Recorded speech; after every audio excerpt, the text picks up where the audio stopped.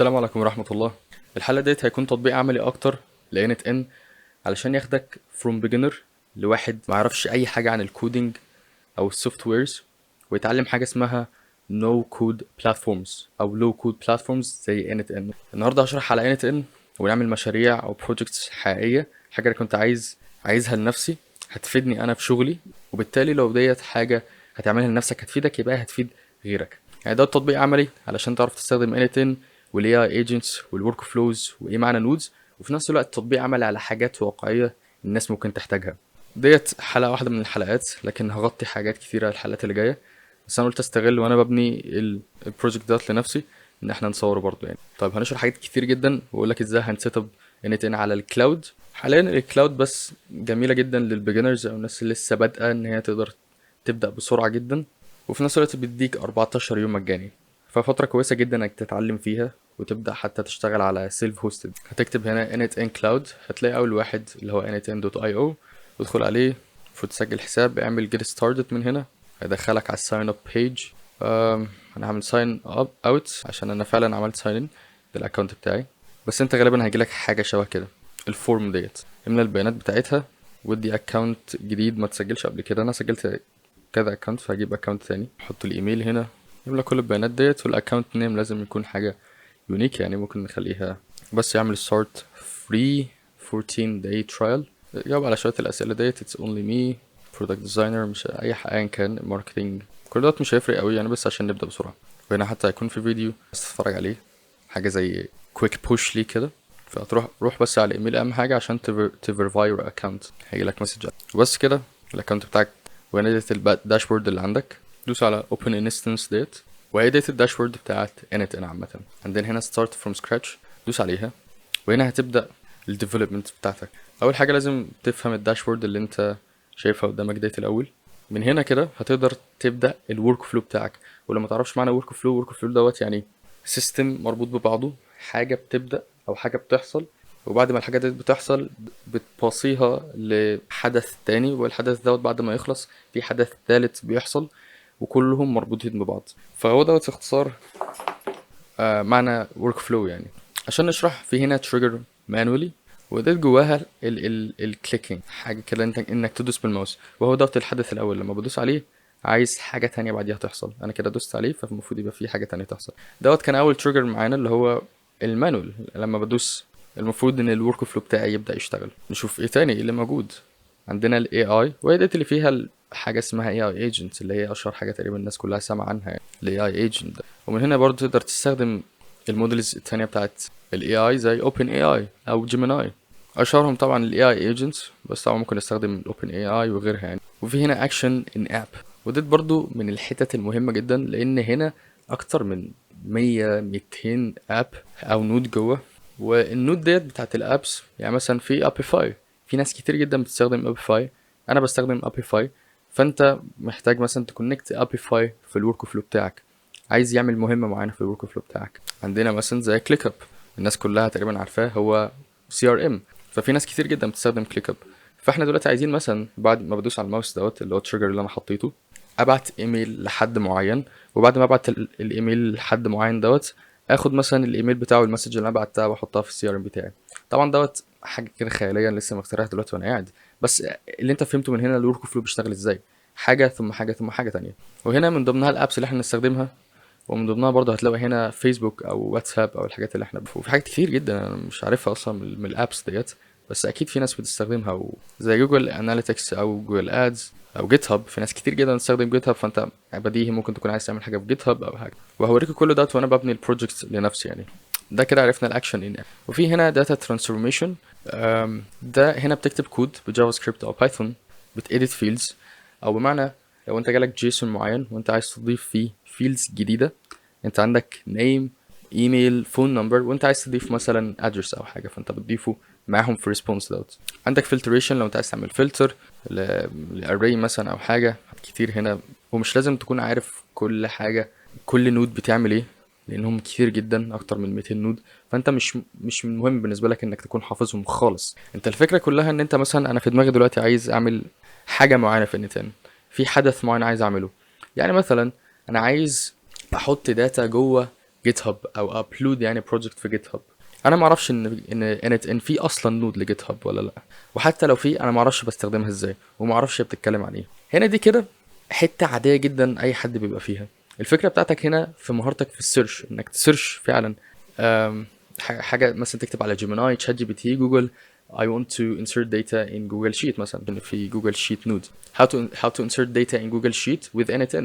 هيجيلك فيديوهات كتير هتكتشف ان في جوجل شيت نود جوه NetN وتعرف ازاي تستخدمها وهكذا. الفكره بتاعتك هنا انك مش لازم تكون حافظ، الفكره بتاعتك هنا انك لازم تكون واحد بيعمل سيرش بطريقه جامده قوي، انك كويس جدا في السيرش. بس more you are professional in search you will be good في اي تول عامه يعني تاني او ايا كان مجالك عامه.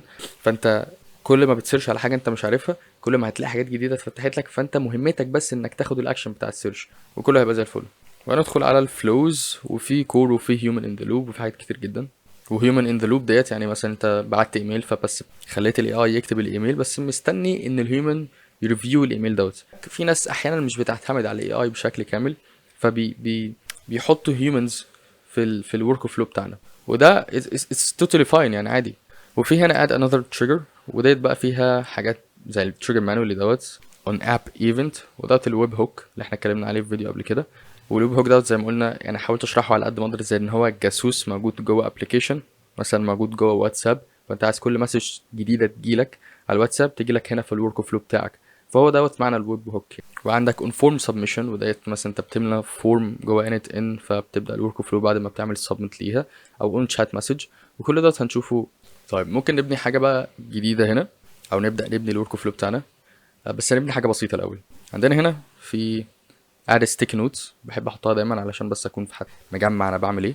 فاكتب هنا مثلا، واول ما اعمل التريجر دوت send email the main idea of workflow is knowing how to use triggers. فبس تعالى نجيب التريجر دوت، فانا عايز لما ادوس عليه ابعت ايميل لحد. هنا بقى علامه الزائد ديت هي اللي هتخلينا نبني الورك فلو بتاعنا.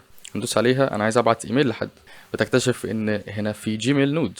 هنا هتلاقي على جنب add label to message, delete a message, get a message, get many messages, mark a message as read. في حاجات كتير جدا موجودة هنا جوه جوجل ميت، جوه الجيميل. فهنا الفكرة كلها ان اي حاجة انت تقدر تعملها جوه الابلكيشن بايدك. يعني لو فتحت الجيميل انا هقدر اعمل كل دوت، هقدر ابعت مسج، وهقدر اشوف مسج، وهقدر اعمل مسج ان ريد، وهقدر اديليت مسج، هقدر اعمل كل حاجه جوه الجيميل بتاعي. وهنا ديت الفكره كلها، انك كل حاجه مانوال بتعرف تعملها انك تعمل لها اوتوميت جوه الورك فلو بتاعك.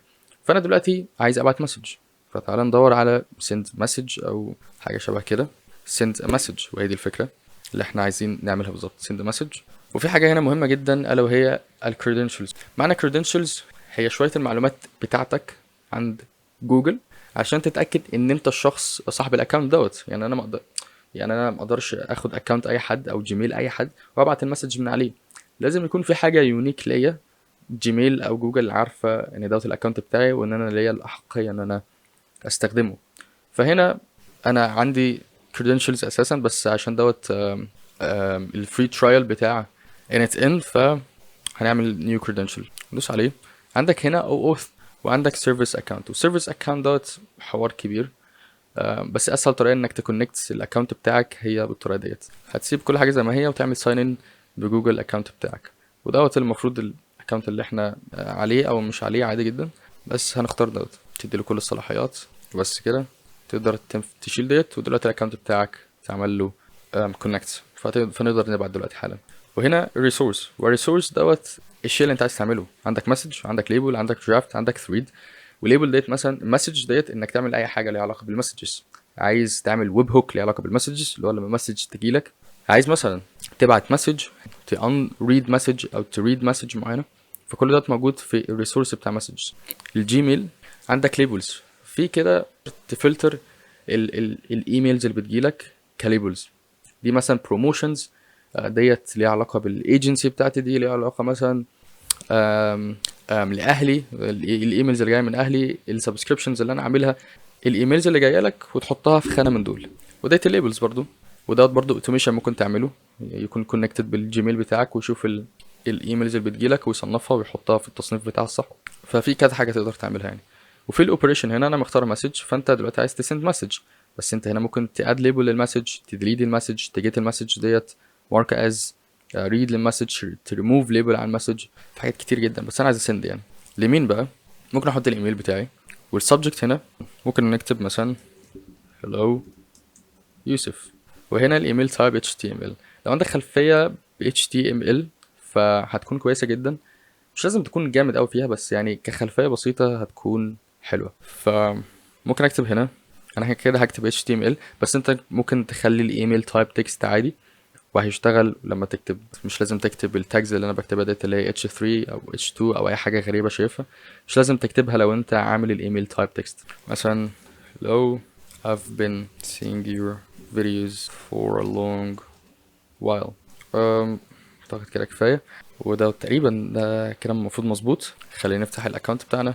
انا فاتح الاتنين دلوقتي، الاكونت اللي انا هبعت له والاكونت اللي انا هبعت منه. افتح ديت كده ونشوف لو في ايميلز هتجيلنا من هنا او لا. خلينا ندوس execute workflow، هتلاقيها تشتغل هنا، وديت كمان اشتغلت. المفروض ان الورك فلو executed success. فتعالى هنا في الاكونت بتاعي انا اللي انا بعت منه، هتروح على السنت وهتلاقي to yb at ايا كان الاكونت بتاعي hello يوسف فوق، وهنا hello يوسف I've been seeing your videos for a long while. وعندك هنا this email was sent automatically with anytime، ديت بتبقى جوه النود نفسها ممكن نشيلها، لكن هنا اتبعت لي الايميل. فتعال نشوف في الاكونت بتاعي انا اللي اتبعت له، هتلاقي برضو هنا الايميل جالي من يوسف ادوبي كريتيف كلاود. ده كان اكونت انا عامله يعني عامه عشان هشترك منه في ادوبي كريتيف، فالمهم انا بستخدمه، فهو ده اللي اتبعت لي. لو فتحته هتلاقي هوت وجات لي على الجيميل. دي ورك فلو بسيط جدا. وهنا طبعا ممكن تحط حاجه في النص زي اي اي ايجنت يخلي لك هو اللي يبعت لك المسج. ممكن نعمل حاجه شبه كده، فممكن نشيل دي تريجر تاني غير التريجر دوت. ممكن نخليه فورم init inform او on form submission، ولا مش موجوده هنا؟ ماشي فورم، واديت الفورم قلنا new init inform event، ده التريجر اللي احنا عايزينه. انا عايز لما املى الفورم ديت يتبعت ايميل اوتوماتيك، ايميل اللي انا عايزه. طب ممكن ندخل على الاون فورم سبمشن ديت، الفورم تايتل اسمها مثلا sending email، وديت اللي هتبقى اسم الفورم يعني. form description I will fulfill this form and send emails. وهنا form elements، وديت هنا هتقدر تحط الفيلدز بتاعتك. مثلا انا عايز اجاوب على ايه؟ عايز اجاوب مثلا انا عايز الفورم يكون فيها الحاجات ديت، وهنا element type زي عايزه دروب داون ولا عايزه ايميل ولا عايزه فايل ولا عايزه تكست. النيم انا عايزه تكست عادي. ممكن تحط بليس هوردرز اللي هو الجمله اللي بتبقى خفيفه كده، هنكتبها برضه اوريها لك يعني، او write the name. ممكن تخليه required اللي هو مطلوب، ما يجاوبوش ولا لا، وبراحتك عادي. ممكن نسيب كل حاجه زي ما هي عادي. هحط فيلد تاني واسمه الايميل، وهنا element type هيكون ايميل. مثلا ممكن نضيف حاجه تانية للاي اي الا وهي ايميل اوبجكتيف او الهدف من الايميل دوت. ممكن نخليها برضو تكست عادي. هنعمل كده وهنربطها. هحط اي اي ايجنت في النص بس مش دلوقتي، هنجربها الاول. هنعمل execute نيم مثلا خليه يوسف، ايميل برضو نفس الكلام. proposal مثلا ليوسف. هعمل submit، الفورم اشتغلت واتبعت برضو ايميل. بعت ايميل برضو نفس الكلام، نفس اللي انا كنت كاتبه، هو static عادي جدا. لو جيت هنا اهو اتبعت تاني. احنا ممكن نعمل حاجه تانية زي مثلا نروح هنا على الجيميل دوت، واول حاجه همسح ال init in attribute، هعمل دوت اوف علشان هي ديت المسؤوله الجمله اللي بتظهر هنا، فهمسحها عشان ما تظهرش تاني. وممكن اعمل حاجه، انا جيت دلوقتي لو خدت بالك مفيش غيرهم هما الاثنين. فبعد ما الفورم ديت اشتغلت والايميل او الجيميل نود اشتغل، هتلاقي هنا على الشمال الجزء دوت كده، دوت اللي جه من الفورم بتاعنا، ده اللي جه من الفورم، فانا اقدر اشوفه من هنا.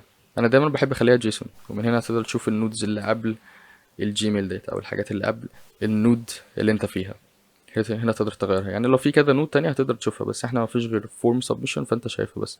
ممكن نعمل هنا ونشيل هلو ديت، نشيل هلو يوسف، نشيل يوسف نفسها، وهنا هناخد نيم ونحطها جنب، فبقت هلو وجنبيها نيم. فهنا جس وات، اي اسم هيجي من الفورم هيتحط بداله، يعني هيكون دايناميك مش ستاتيك، مش حاجه ستاتيك يعني. وهنا نفس، بس ممكن نخليها هلو الايميل بدل الاسم، ونفس البي تاج ديت ممكن نخليها this email for، وناخد الاوبجكتيف هنا proposal مثلا. فلما نعمل execute تاني هنا هكتب اسم حد تاني زي مثلا محمد sending proposal، فهعمل submit وهتلاقي النود اشتغلت، ونروح على هناك تاني هنلاقيها اتبعتت hello محمد. لما تدخل عليها this email for sending proposals، خلي بالك هنا احنا مش كاتبين اصلا for what، احنا كاتبين this email for بس، وجايه واللي مكتوب هنا اللي هو sending proposal ديت جايه من الفورم اللي احنا مليناها. نفس الكلام hello الايميل وهلو محمد كلها جايه من الفورم. فهنا هي دايناميكلي شويه. هنا بقى ممكن نخلي AI agent يبقى في النص عشان هو اللي يكتب الايميل بشكل احترافي شويه. ممكن نعملها بطريقه كويسه، هنحط هنا AI agent، وهنا ديت الناس كلها عارفاه ال AI agent، اعتقد ان معظمكم عارفينه بس خلينا اشرحه تاني.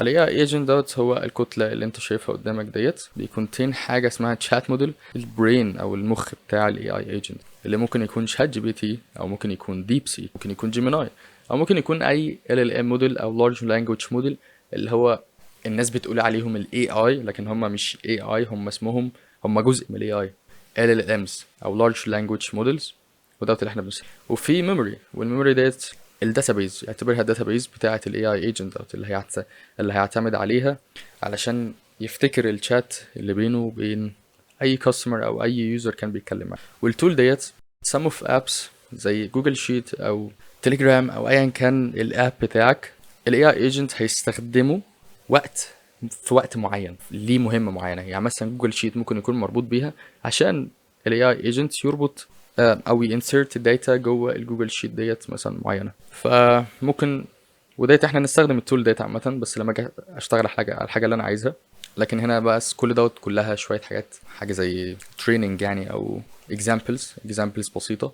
لكن هنشتغل على الحاجه الحقيقيه دلوقتي انا عايز الاي اي ايجنت دوت ياخد المعلومات من الفورم ويكتب هو ايميل بنفسه. ممكن هنكونكت الاول بالشات، وديت اهم حاجه.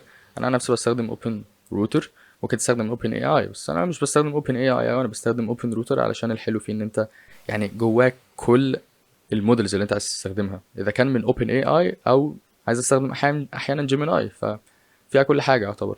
هنا محتاج credentials، ونفس الكلام اوبن روتر نفسه اللي ما يعرفوش هو ويب سايت او ابلكيشن عامه موجود بيضم جميع ال LLM مودلز بتستخدمها بالاي بي ايز بتاعتها. بس اول حاجه فيه ان هو سهل جدا، اسهل من انك تروح مثلا اوبن اي اي وتحط $5 وتاخد الاي بي ايز بتاعهم.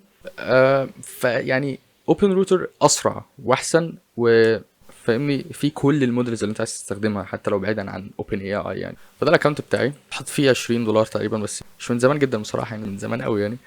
اتبقى منهم تقريبا حوالي $5 يعني، حلو كويس. الكيز وهي ديت اللي انت بتستخدمه. ممكن اعمل كي هنا، انت بس بتساين اب، بتحط $5 بتاعتك هنا في الكريدتس، تدخل على كريدتس تاد كريدتس، تحط الفيزا بتاعتك، هتحط $5 ولا حاجه مثلا تقعد تلعب فيهم كتير يعني. وهنا الكيز هتيجي بقى عندها لحد دلوقتي. الاكونت دوت فور تيستنج عامه، الاكونت بتاعي نفسه بتاع الكلاينتس مش بوريه بالظبط، بس دوت انا عامله من قريب عشان بس في التوتوريالز يعني بتاعت اليوتيوب. هنعمل هنا create API key، بعد مثلا n10 اعمل create، بوم وجالك اهوت الاي بي اي بتاعك. اعمل create new credential، اعملها paste هنا، اعمل save، تعمل connect حرفيا بس كده يعني. هنا بقى المودلز اللي انت ممكن تستخدمها، يعني من هنا خلي بالك ممكن تستخدم اوبن اي اي، تشات جي بي تي 4 او تشات جي بي تي 5 او تشات جي بي تي 4 او، او حتى لو طلعت فوق هتلاقي مودلز ثانيه زي ديب سيك او جيميناي او كل ديت مودلز، او جيما بتاعت جوجل او حتى ميتا.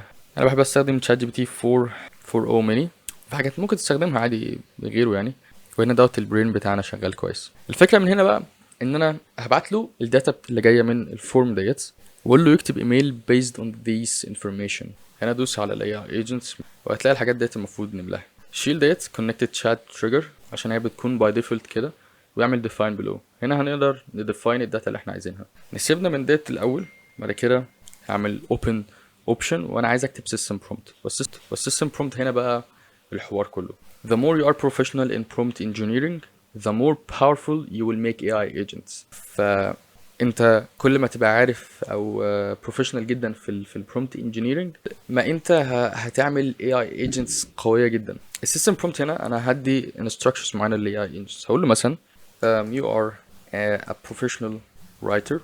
I will pass or I will provide you some information for someone I want to send him a professional message.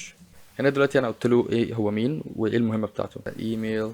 وهنا اديت له برضو شويه instructions يخلي الايميل ما يخلوش طويل شويه، وفي نفس الوقت ما يستخدمش ايموجيز. ممكن اقول له دلوقتي الريسبونس اللي انا عايزه يطلعه ازاي، لان في العادي لو دلوقتي جيت قلت لشات جي بي تي يكتب لي ايميل حقيقي، يعني دلوقتي لو دخلنا هيكتبه مثلا مره ازاي، علشان اكون بس واضح.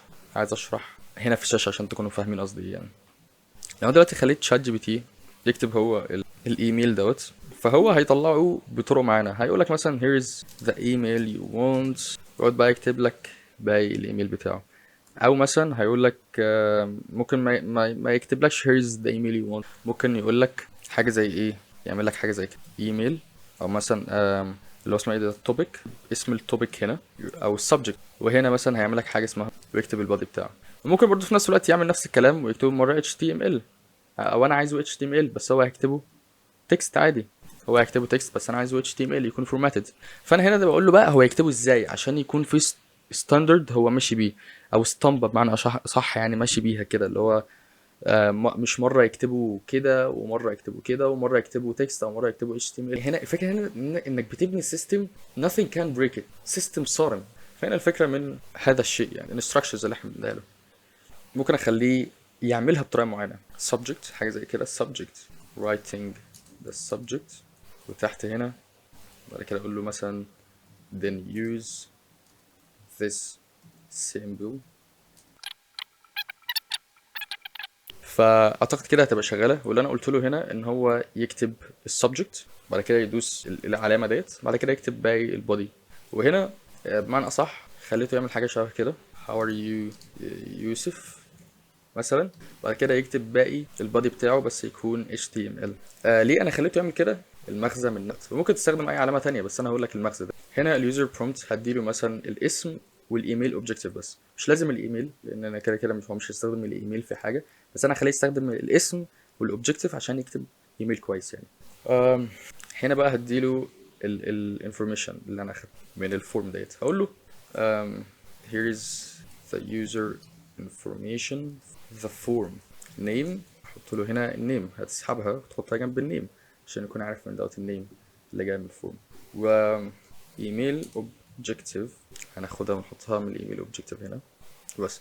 ولو جيت هنا تدوس على العلامه ديت عشان تبريفيو دوت اللي احنا كتبناه، ودوت اللي الاي اي ايجنتس هياخده. here is the user information from the form name هيكون محمد، وايميل اوبجكتيف هيكون sending proposal اللي احنا كاتبينه من الفورم. كل المعلومات دي جايه من الفورم. فهي ديت الفكره من العلامه اللي اسمها القوسين دول، ديت الهدف من القوسين انك تاخد الجيسون، والجيسون دوت هو دوت ده الجيسون. لو واخد بالك هنا مثلا ده اسمه جيسون، واعتقد ان معظمكم برضه عارفينه عشان انا شرحته في الفيديو اللي هو تاني فيديو تقريبا على موجود على الشانل ديت، شرحت الجيسون وشرحت الاري.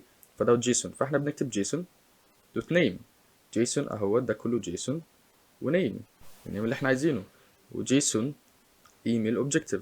احنا عملنا هنا براكتس، عملنا هنا القوسين دول علشان لو واخد بالك ايميل اوبجكتيف هنا فيها سبيس، هنا كده فيها سبيس، وده مش العادي بتاع الجيسون، ما ينفعش يكون كي يكون بسبيس.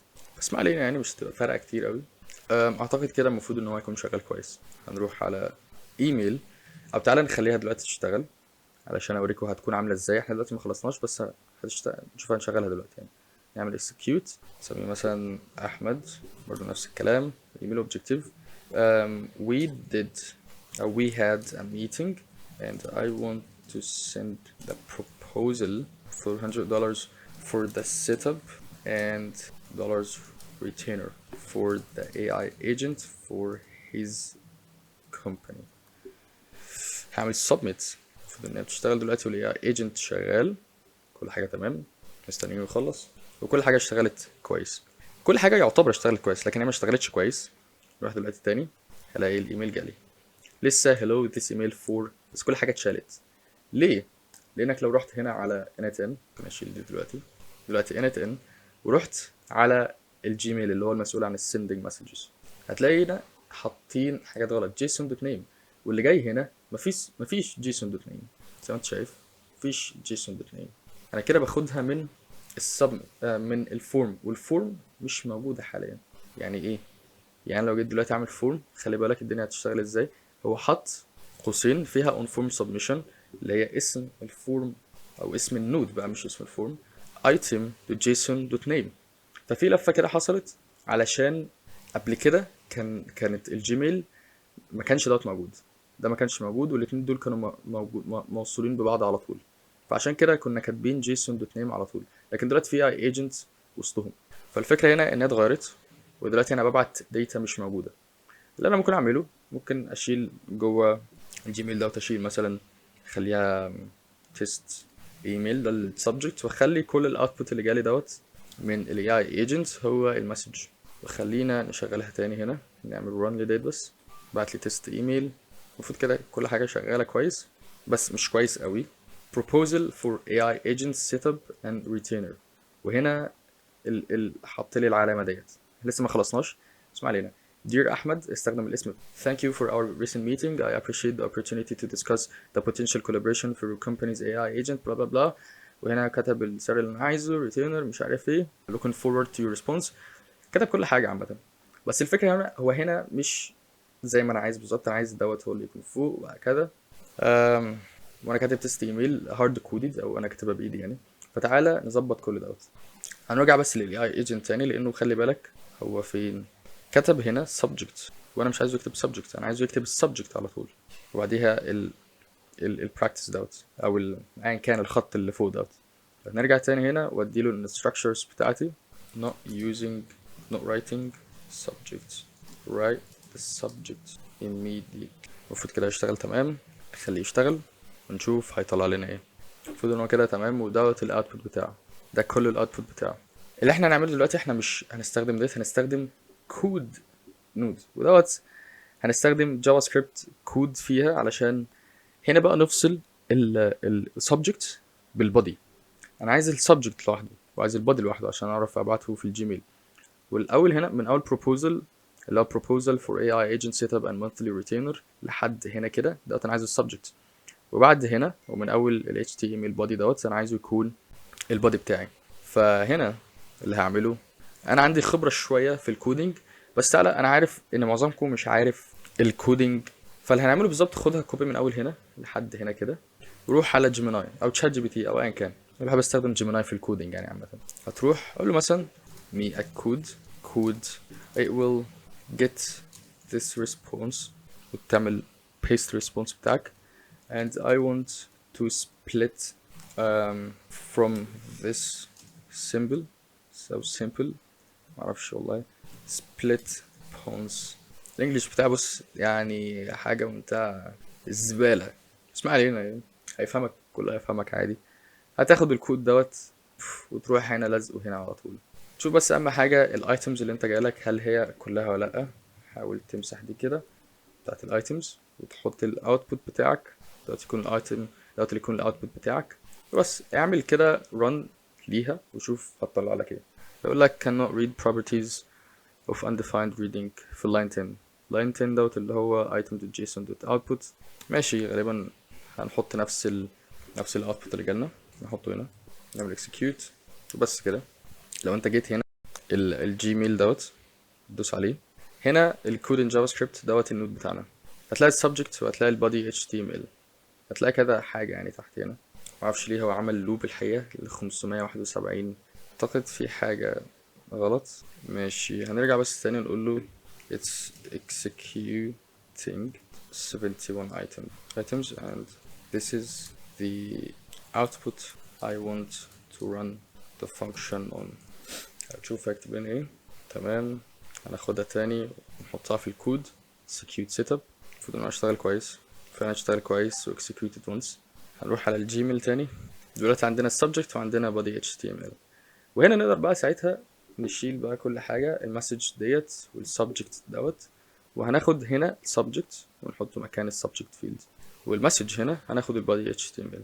وبس كده المفروض انت عندك السيستم شغال تمام جدا. تعال نرجع للايميل ونخلينا هنا ونعمل execute للفورم ونسيب كل حاجة تشتغل زي ما هي.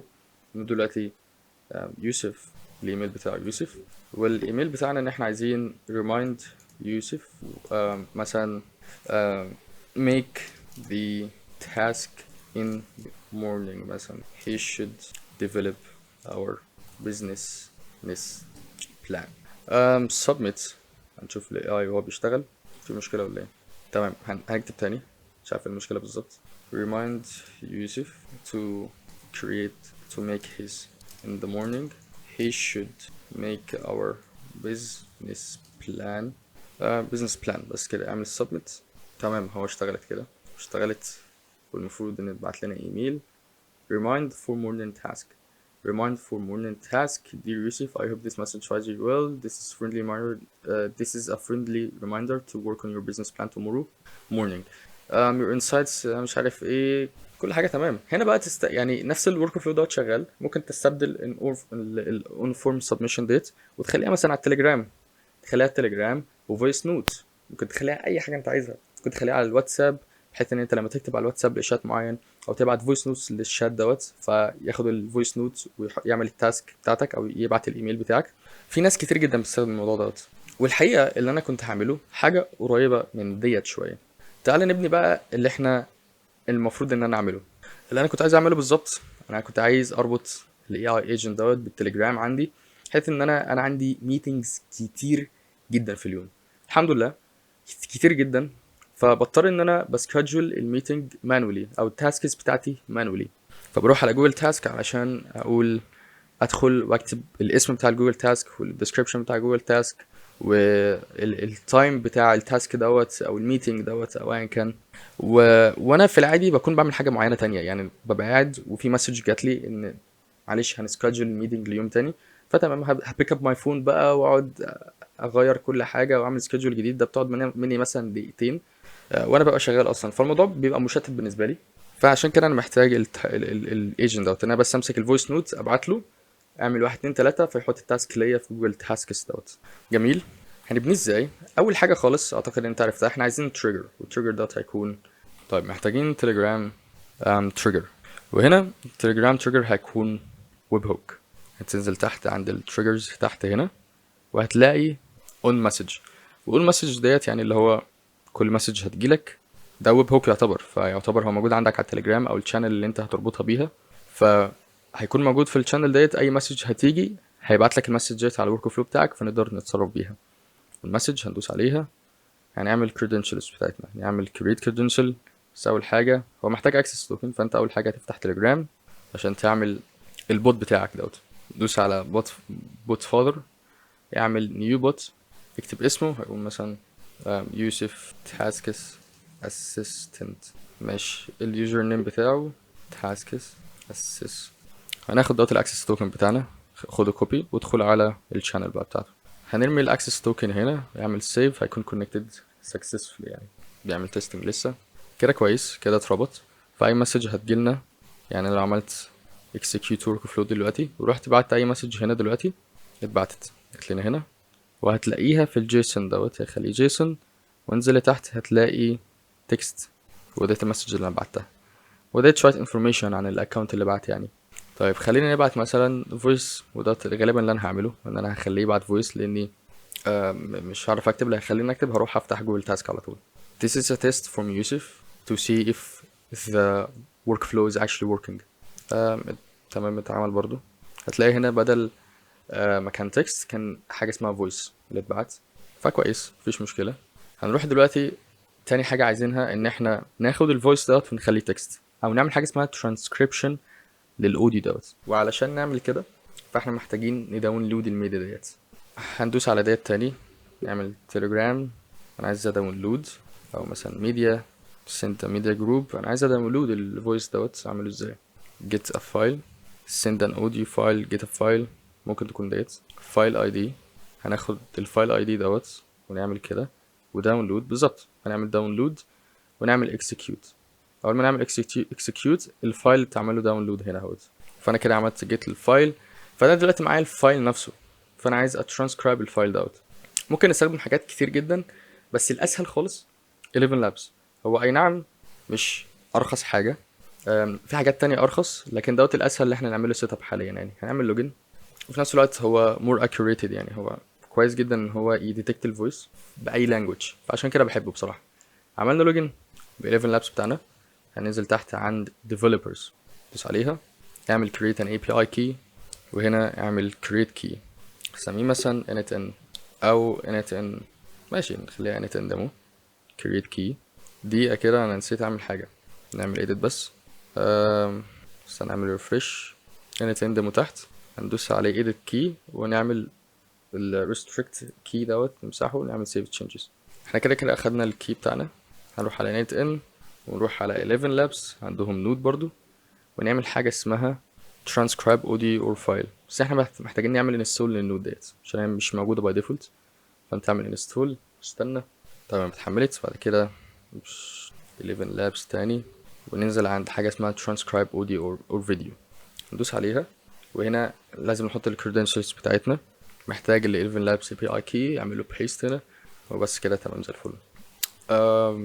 هنا محتاج الفايل، او الفايل هنا يعني لو احنا شلنا ديت ورحنا على الماوس هنا بيقول لك the audio or video file to transcribe، وهنا لازم تكتب الاسم، والاسم دوت هو دوت، وغالبا بيكون اسمه داتا، فانت بس تكتب داتا هنا وهو هياخد الفايل دوت. اعمل execute ونستناه لحد ما يعمل ماشي. بيقول لك authorization failed please check your credentials، مش عارف بالظبط ايه المشكله، في مشكله ما، لكن انا مش عارف بالظبط ايه المشكله، لان المفروض ان هو يكون شغال مفيهاش اي حاجه. ممكن اعمل ريفرش، اجرب تاني، نروح على التليجرام. Hi, this is Yusuf and actually I'm checking if this workflow is working correctly. فلما اشتغل برضو في authorization failed، فانا مش فاهم بالظبط المشكله بالظبط. طيب ممكن نمسحها عادي ونعمل واحده جديده، هنديليت الكريدنشال ديت ونعمل new credential ونروح نعمل كي تاني جديد. test demo initn ونشيل كل دوت، نعمل create للكي copy تمام، والمفروض ان هو successful يعني. نعمل execute.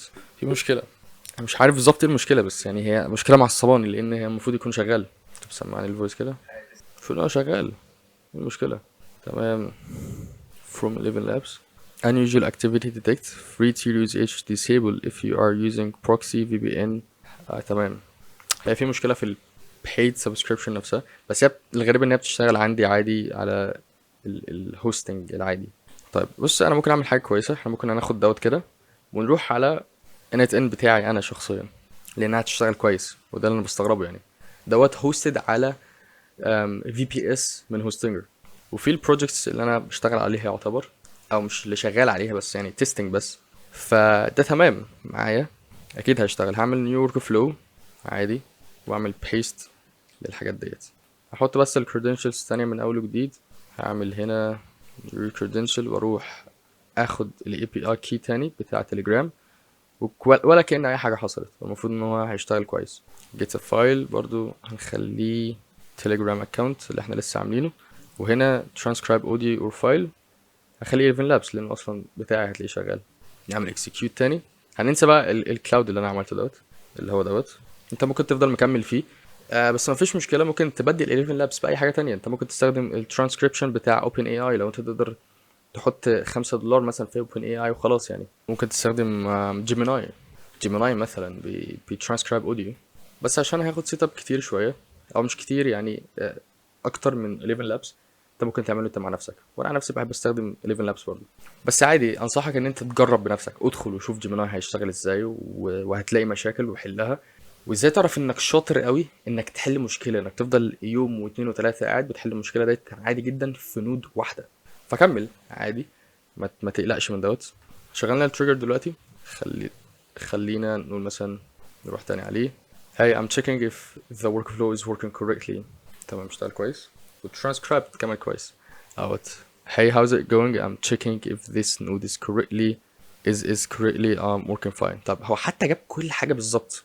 اخدنا التكست دوت، هنرجع تاني، انا نسيت بس كنت عايز ال AI agents بتاعنا هنا اهوت، وهديفاين below، وهاخد التكست دوت كده واحطه هنا. فاكرين كنا بناخد فورم ونحط فيها الانفورميشن اللي هو الاسم والايميل والكلام دوت، هنا من التكست بس من يعني الفويس هو هياخد كل حاجه ويحطها. وهنا ايجنتس هحط الاوبن روتر بتاعي اللي هيكون فيه تشات جي بي تي برضو، جي بي تي 4 او ميني، استخدمه هو كمان علشان اسند المسج ديت. هنا هقول له، بس الفكره هنا ان انا مش هبقى محتاج حاجه بعدين، انا هحط جوجل تاسك هنا في التولز، وغالبا ممكن اروح اصلا لتشات جي بي تي نفسه عشان يكتب لي البرومبت دوت. طيب I'm creating an init-in workflow that will takes my text from Telegram and it should insert it in Google Tasks to create a new task. So this is the idea. I want the prompt you will write. I want you to write a system prompt that I can insert it into AI agent in init-in. So can get my information that I said to it via Telegram and insert this data in Google Tasks. Use Google Tasks tool that connected to this AI agent to insert these data that I said to it. Can you just write a system prompt or clear system prompt to do everything that I want? هنخليه يكتب البرومبت بتاعنا وهنلزقه هنا، نعمل system prompt. في الغالب مش هبص عليه، بس هاخده كده copy paste هنا. والفكرة بتاعتي ان انا هروح بقى على جوجل او هروح على tools وادور على جوجل tasks tool. هنا محتاج credentials، هنعمل credentials. وخلي بالك هنا في السيلف هوستد ما فيهاش انك تسجل على طول، هو فيها انك تروح بقى على جوجل اكونت، جوجل كونسول، وتحط الكريدنشلز بتاعتك مانولي، وديت هتاخد حبة حلوين. فهنروح على جوجل كونسول كلاود. لو انت في السيلف هوستد انت او انك في الكلاود نفسها مش السيلف هوستد، هتلاقي كل حاجة سهلة بالنسبة لك.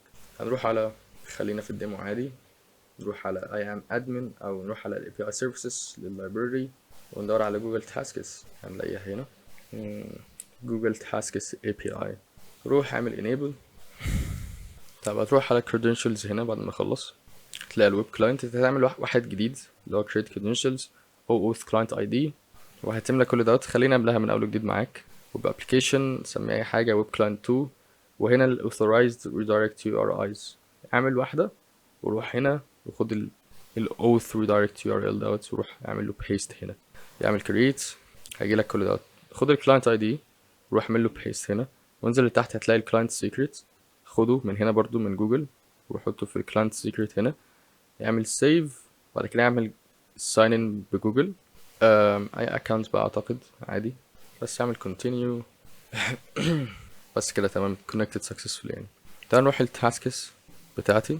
النهارده فاضي شويه الحمد لله، لو فاضي اصلا خلصت تقريبا، خلصت كل التاسكس اللي عليا، فالمفروض ان انا اروح دلوقتي create، والتايتل هنا هنخلي ال AI هو اللي يكتبه. في شويه descriptions تانية زي مثلا النوتس خلي برضو ال AI يكتبها، completion date خلي ال AI برضو يكتبها هنا. المفروض كده كل حاجه شغاله تمام اتمنى. tasks list ID نخليها في الداي tasks عادي، مثلا remind me to call Amir at 29 September in 2025 at 7 p.m. We will discuss about his business plan and our partnership. انصرني يا رب، كله كده اشتغل تمام. tomorrow discuss his business plan. الحلقة كده خلصت. اتمنى الموضوع كان مفيد جدا ليكم، عرفتوا تستخدموا ازاي ال AI، ازاي عرفتوا معنى ال workflows، ازاي تستخدموا ال AI agents، ازاي تعملوا project فعلا ينفع الناس. طالما هينفعك يبقى هينفع غيرك، وصدقني دوت الفكرة من الفريلانسنج عامة او البيزنس عامة. لو انت عملت حاجة بتنفعك يبقى هتنفع حد غيرك، واي حد تاني هيبقى عايز الحاجة ديت. فاتمنى اكون افدتك وعرفت تعمل ورك فلو فعلا بسيط لكن فعلا كويس جدا وهيفيد ناس كتير. لسه في حلقات تانية كتير عن انات ان او الاوتوميشن عامة. متأكد انك عامل لايك وسبسكرايب، ولو عندك اي سؤال اكتبه في الكومنتس تحت عشان هرد عليه في الفيديوهات اللي جاية. وبس كده،